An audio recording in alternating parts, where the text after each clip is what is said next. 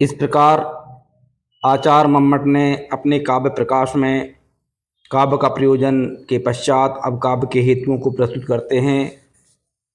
शक्ति निपुणता लोक शास्त्र काव्याद्य वीक्षणात् काव्यज्ञ शिक्षाभ्यास इति हेतुस्त उद्भवे।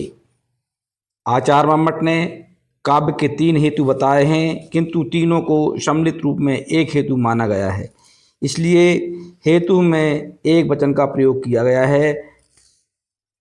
मम्मट के अनुसार काव्य के निम्नलिखित हेतु हैं। शक्ति निपुणता एवं अभ्यास, अर्थात शक्ति काव्य का बीज रूप संस्कार है, जिसके बिना काव्य का प्रसार नहीं होता है, और यदि होता भी है तो उपहासनीय होता है।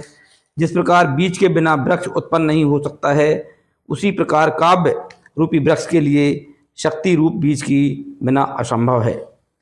दूसरा हेतु आचार्य मम्मट कहते हैं निपुणता।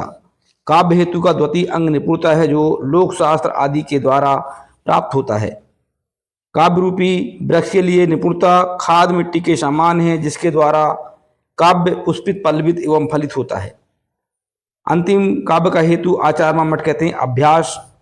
काव्य हेतु का तृतीय अंग अभ्यास, जो कि काव्य रूपी वृक्ष के लिए जल के समान है।